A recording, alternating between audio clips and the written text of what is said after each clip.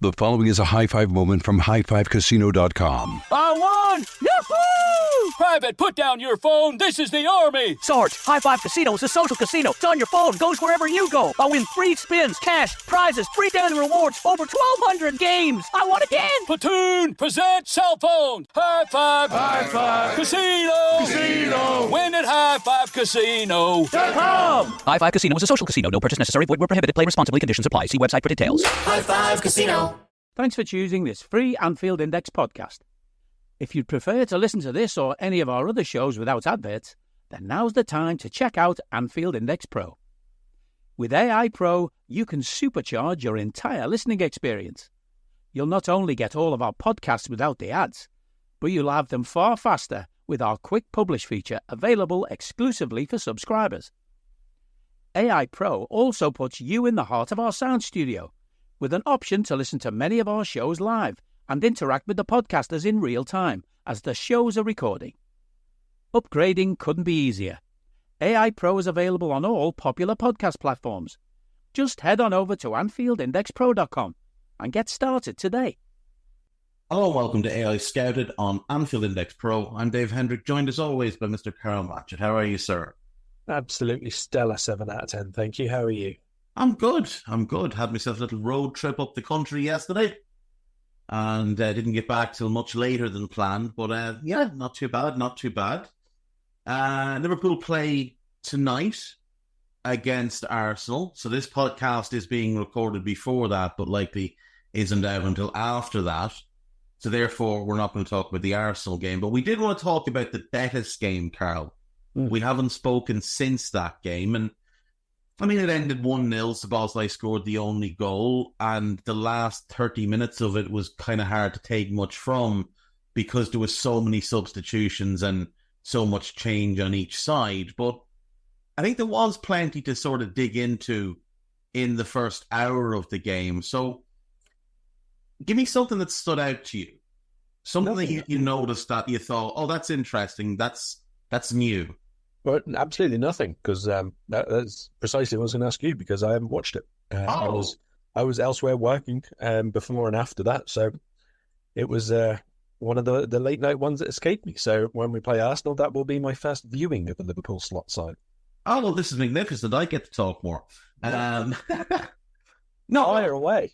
I thought there was a notable difference in our build-up play.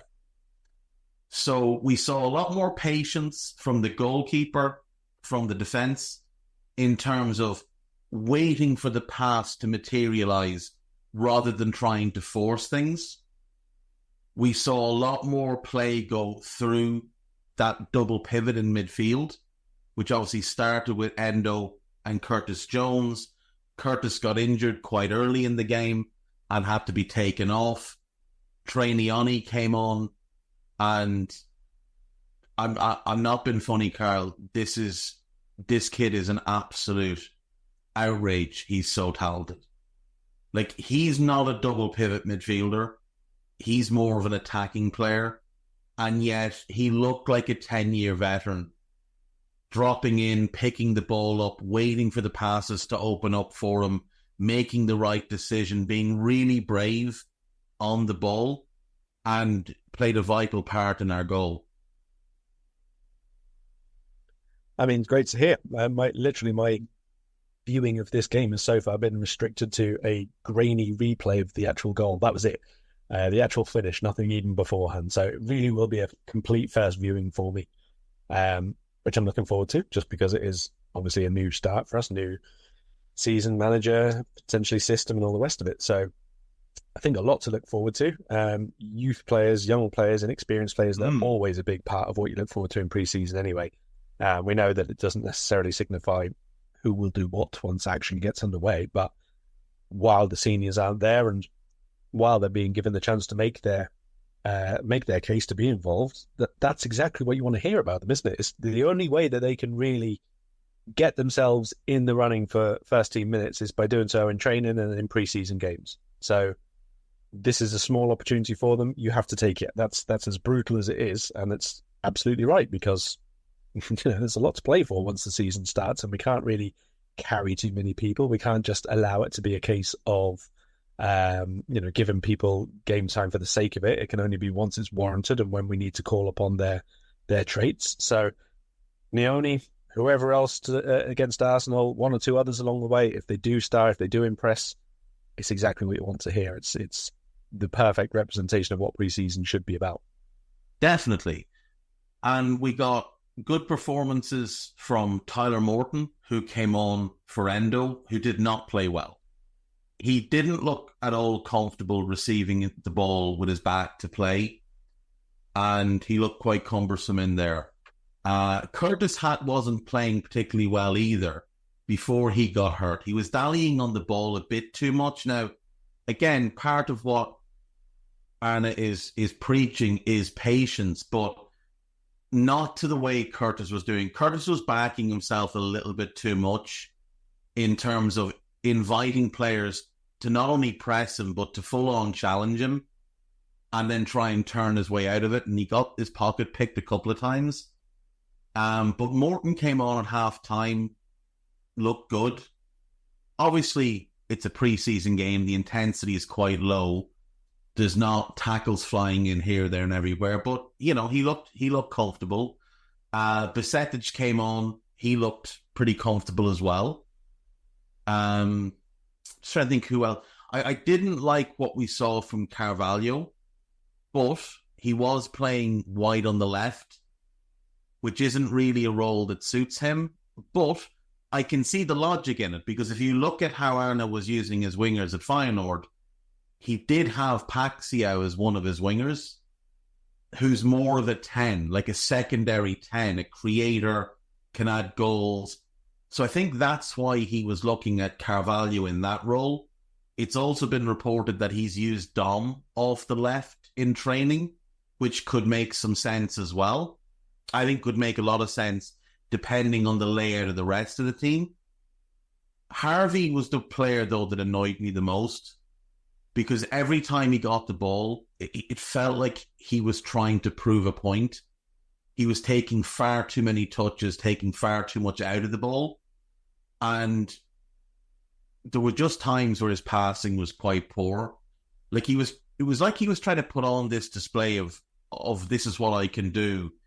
And at one point he went to sling a right-footed pass over to Mo, and it must have been 15 yards behind Mo. Connor Bradley, coming from right back, actually got closer to getting a touch for it than Mo did before it went out of play. Bradley played pretty well. I was really impressed with Seth. Now, his passing is not there, but defensively he looks really, really good. He's got the pace, he's dominant in the air, he's strong.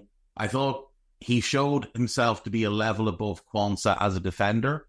Quansah's a much better on-the-ball player, but how much of that is just he's been at Mainz the last 12 months. They didn't play out from the back. He wasn't being asked to do any of these things. He just needs to get himself back into that mindset of playing out from the back. Because if you remember when we signed him first, he was quite comfortable on the ball and he did play out from the back pretty well. He went to Preston and played as a wing back, which shows comfort on the ball. And while playing in the back three at Preston, also showed that he could pass the ball into midfield. So I think with time he could settle it a lot more. Didn't really like how Tsimikas played. Didn't think he played well. But overall, I do think it was a pretty solid run out with some really nice football played. Now, we didn't have a striker on the pitch. We played sort of a 4-2-4 with Dom and Harvey as kind of 9/10s, where you'd see one of them as the central striker with the other one behind, and then they'd swap, or sometimes they'd be side by side, but sometimes they'd be quite deep, so there'd be nobody up front, and you'd have Mo and Carvalho would try and come a bit narrow. I think a lot of that is obviously just Arne trying to deal with the squad that he has, not having a striker with the group until Jota joined up. I wouldn't imagine he'll start tonight, but I wouldn't be surprised to see him get 15 to 20 off the bench just to get some rhythm going. It's an awful shame that Jayden Danns isn't on this tour, because I do think he'd have played against Betis, and I think it would have given people more of a look at what the shape will look like, I don't think you can take too much from the shape that we saw against Betis because, again, there was just no striker there. Do you think then Diogo Jota, even if he can only play like a half, is going to lend itself more against Arsenal? And we won't talk about it too much because I think by the time this comes out, the game will already be done. But just in terms of seeing that shape, in terms of seeing that third midfielder, the position that they take up when there is a number 9 up front. I do think so, yeah. Now, I suppose a lot will depend on, does he start the game and then come off? Or does he just get brought on for the last 30 where he's brought on with sort of the second string? Now, much of what we're seeing is the second string. I would say of the 11 that started against Betis, in fact, of the entire group that played against Betis, you're only looking at Mo and Dominic, who are first choice.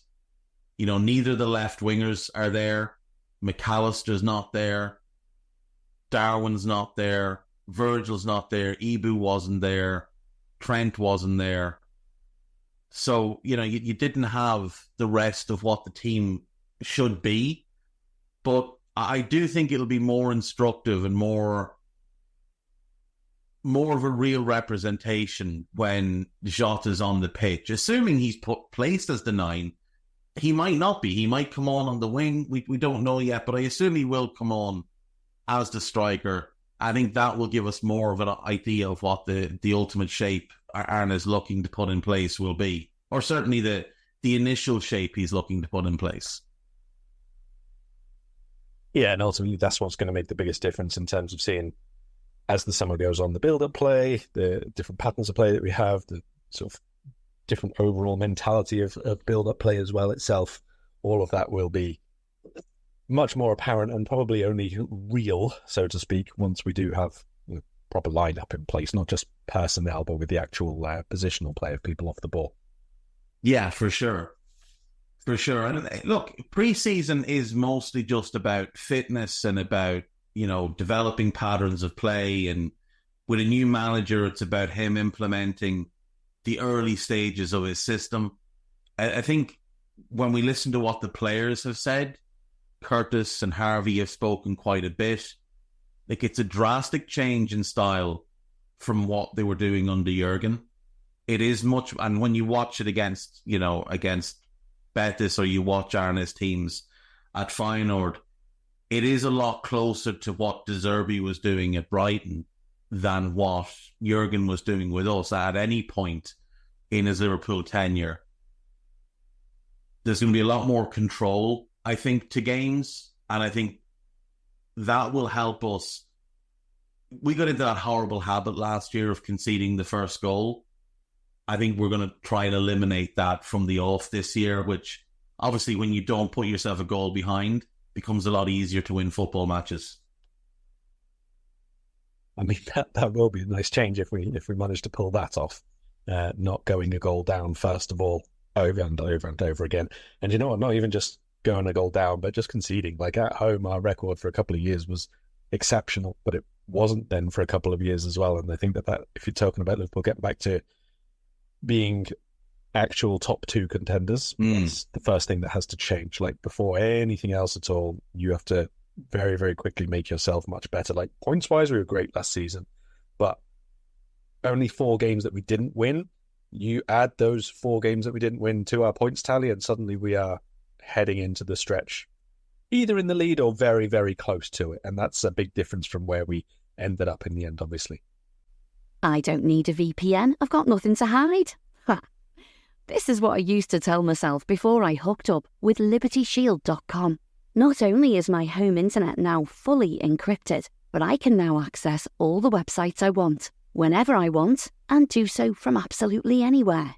As a Liverpool fan, I love to know I can now watch every match, regardless of whether it's on UK TV or not. My Liberty Shield VPN makes sure nothing is blocked and guarantees me super fast streaming speed throughout that match.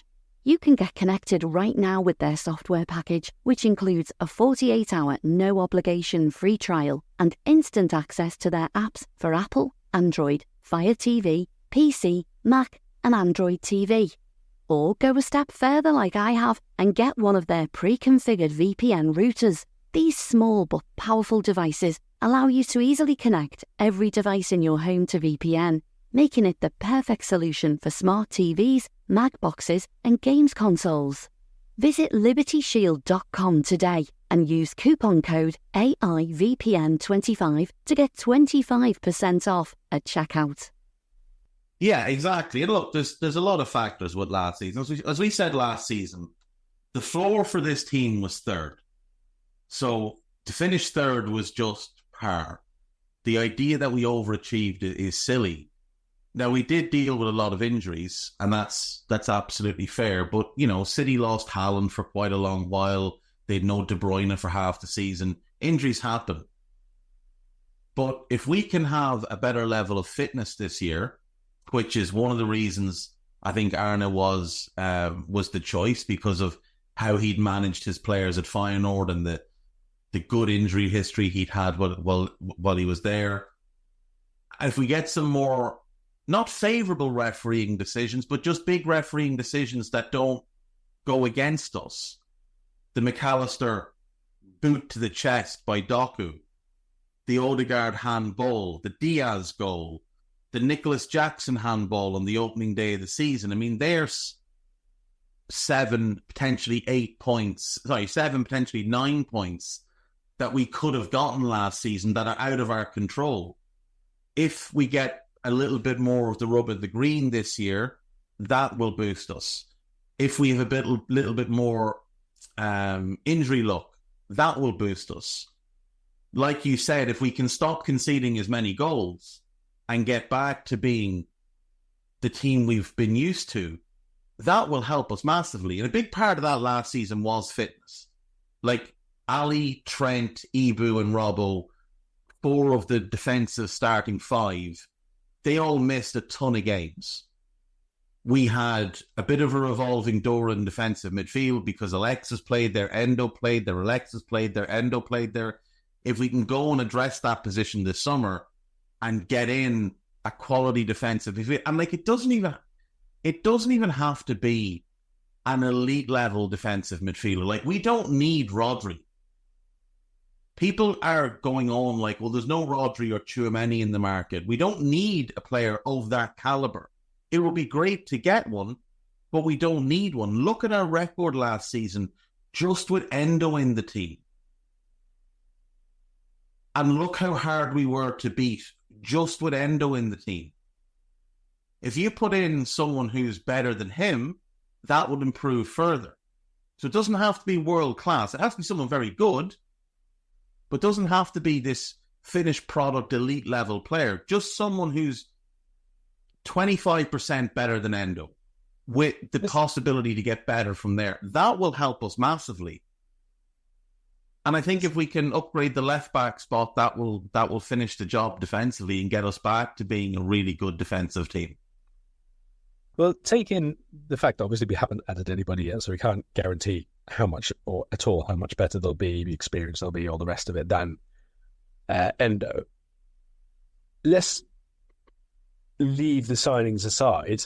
How much of an impact, in terms of, let's say, making the 10% better, 20% better, 10 points better, whatever way around you think works best, do you think a more reliable setup system would be? Because I think that's equally important given how we played last year at times. Yeah, I mean, look, if you look at how we were playing last year, with Trent inverting into midfield, with Alexis being used as the defensive midfielder, with Szoboszlai being used as a box-to-box cart horse, with Diaz being used as a narrow inside forward, with Gakpo being used as a narrow inside forward or attacking midfielder or number 9, none of these are the best use of those footballers. None of them. Trent is the best right back in the world. And when he was playing as a right back, he was phenomenal. Now, he had a lot of good games last year. He also had a lot of poor games last year. Alexis, we saw much better when freed up next to Endo than when playing the Endo role. We know that the role we played Szoboszlai in last year is not the best role for him. if this manager finds a system, a shape that gets 5% more out of each of those players,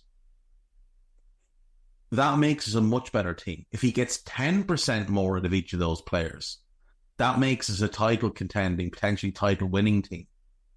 Like, we know there's a lot more that Diaz and Gatbo are capable of. Both of them came from playing as left wingers in either 4-4-2 or 4-2-3-1 and got shunted more narrow into a 4-3-3, and it didn't suit them.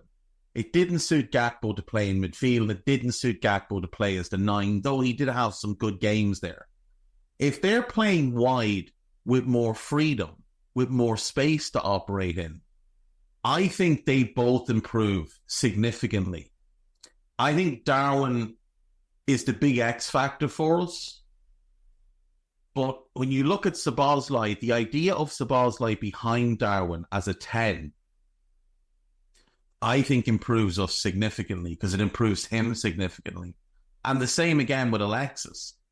When he has that holding midfielder next to him and he's allowed to push forward that bit more and become that outstanding sort of link player who's not in the forward line, he's a bit ahead of the midfield, but he's always available and he always makes the right pass. I think those things can make us a much better attacking team. Same with Trent from right back rather than midfield, because he's less predictable at right back. You do those things, you get better going forward. Defensively, I do think that's where we need to buy to improve.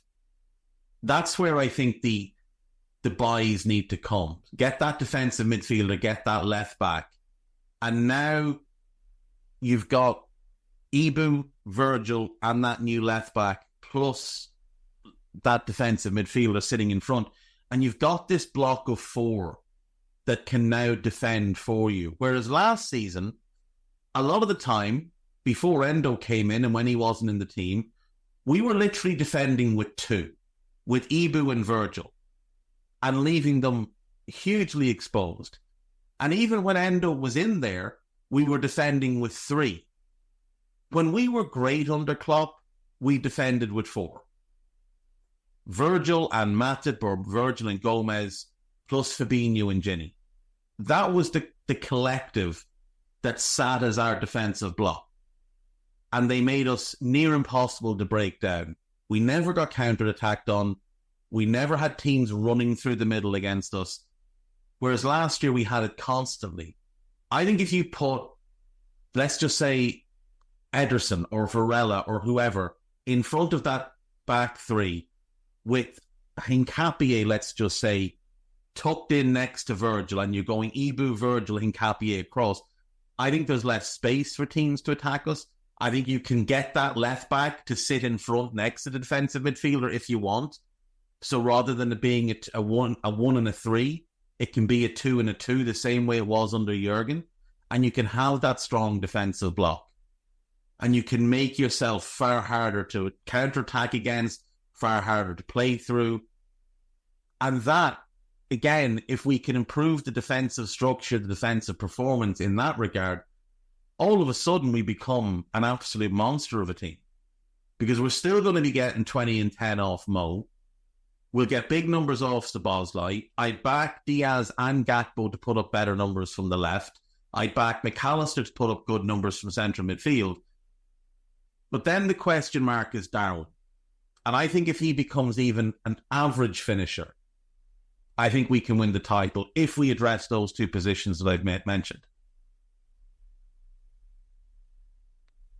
A minor thing to achieve then, to actually get in the 2 positions this summer. I presume we're making steady ground towards doing so, jokes aside. Like, it's easy. I would as well. Yeah. I mean, it's easy to get annoyed and all the rest of it when things are happening elsewhere, and talk about it maybe if we have time. And Chelsea are signing 17 goalkeepers and we haven't done anything else at all. But realistically, this was always going to be a tricky summer, but it's a better tricky summer than last summer's tricky summer, which was a constant state of nothing's happening in terms of long-term development here, because it was all short-termism about the hierarchy, let's say, that was in place at the time. Yeah, 100%. Like, this is the thing. Edwards and Hughes and the rest of that group, they're not just looking at the next season. Like, I have a feeling that Jurgen, I know he said he decided in November to leave. I think it was November, he said. But if he decided that then, there's no way that wasn't on his mind for a significant amount of time before that. And there were some rumours back when his mum passed away, I think it was early 2021, that he was sort of coming to the end of his tenure. And I know he signed the extension, but he did kind of hint that was his wife had kind of pushed him to do that she was really, invigorated and wanted to stay around and wanted to be in the city and whatever else. I think Jurgen was looking at, this is potentially my last season, last summer, which is why he went and pulled the trigger on the Endo deal, why he went for Gravenberch, rather than taking more of a logical approach of, right, we didn't get Caicedo. Our alternative options maybe aren't going to be able to perform at the level we want this season, but in the long haul, we think they can be exceptional. Let's just go and get the guy that we know will give us 6 or 7 out of 10 every week. Let's go and get Gravenberch, who, while young, has a lot of experience behind him. And we think he can contribute straight away. I feel like with Hughes and Edwards and this group, they're not just looking at this season. They're looking at the season after, the season after that, and the season after that, because they don't want Arne Slot to be, a 2-season and you're gone and here comes the next fella appointment. They put their reputations on the line for this manager. Like, he wasn't someone that anybody was talking about as a potential option. He hadn't been linked by anybody up until the day his name came out in the press, when clearly the club had leaked it. So they've put their necks out for him. I think they view him as a long-term fit. And that's partly why I think we will definitely see them do the business for him over the next month. And you work for a major national newspaper. There's nothing in the press about Liverpool other than the same regurgitated stuff. Opportunistic, not going to be never going to be a busy window, etc., etc. And yet today we have news come out that Liverpool and Newcastle apparently had a deal in place for Gomez to go to Newcastle and Gordon to come to Liverpool in June. A month ago. It's only coming out now. The Endo deal, which fell apart or got turned down, also early July, 3 weeks ago, before it comes out.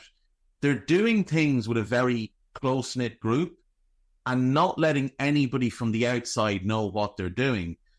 But there's 3 things that have been said that I'm willing to put my faith into. One, as Richard Hughes said in his introductory press conference with Arne, August is when we expect it to be busy, the market. So there's that. Then the manager said, we would all be very surprised if we don't sign anybody. And then that McAdam fella from Sky, who otherwise I wouldn't normally pay attention to, but when Hughes was at Bournemouth, he was constantly the one breaking Bournemouth news. So I'm guessing he's got some sort of an in with Richard Hughes. The only real journalist that has an in with Edwards is Ornstein. And he hasn't said a thing about us in weeks. So my guess is, and that McAdam fella said, Liverpool will attack the market. I guarantee you they'll make signings in August. I just think those pieces fit. And when we're seeing news come out that's 3 weeks or a month old, I'm thinking to myself, right, well, what else has gone on that we don't know about? That's not being reported because they're not giving anything away in the press. Like, you're a journalist, like, Am I right in thinking that's like nobody really has much of a handle on what Liverpool are looking to do? You can see it day to day. Nothing really comes out. There's a lot of at the last minute kind of thing, and it has been that way for a bit of a while. But this summer in particular, other than completely wild rumours like when some of the seats were covered up at Anfield and it turned out people were saying it was about Trent's contract or something like that. Quite bizarre. I came back quite late. That was around the time I was just returning to, looking at the rest of the world. So it was quite a surreal thing to wake up to that day. But anyway, that kind of thing is what there has been, all of which have been wildly wide of the mark. Yeah, so like people are obviously, getting frustrated, getting concerned, but I just look at what's actually been said and who's saying it. And I think all the signs have been there that we will be active, but that we're going to be active in August. And I think there's a few reasons for this. And I tried to explain them on the Daily Red, and I don't know if I did it very well. But number one, if we want to buy a player from a club, that club is going to want to replace that player. And then the player they buy, the club they're buying from, will want to replace their player as well. So it's not just as simple as we can go and say, right, Porto, we're buying Varela, this is it. It might be a case where we've gone to Porto and said, look, this is who we want. We want to do this deal, but we don't want to pay the buyout. Can we arrange some sort of installment fee? And again, I'm just using his name just because he's the one I want. And it may well be that something has been agreed. Like, again, that Gordon deal allegedly was agreed a month ago or 5 weeks ago and then fell apart. It may well be that we have deals agreed, but that the selling clubs are like, right, we need to hold off here for a couple of reasons. Number one, we don't want clubs that we're going to buy from thinking we're now cash rich and jacking up the prices. And number two, the player we want isn't available at this minute because they could be at the Olympics. So just to use that Porto example, Porto have been linked with Ezequiel Fernandez of Boca Juniors, who would be a really good Alan Varela replacement for them. But he's at the Olympics. So he might not be available. Like Mascherano might not be willing to allow him to engage in any kind of talks, any kind of medicals, anything like that at the moment. So Porto might have to wait till after the Olympics on him. Then you've got Boca. Boca will want to replace him as well. Now, they might have an academy player they're willing to promote, or they might want to go and buy somebody. And again, they might want to get that player in first before they sell because they don't want to be seen as being cash rich.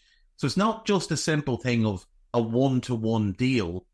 There's other dominoes that can affect these things as well. So that might just be the case where we have something in place, we have something agreed. Given this deal was allegedly agreed and nobody heard about it for a month, it's hard to know what the situation is.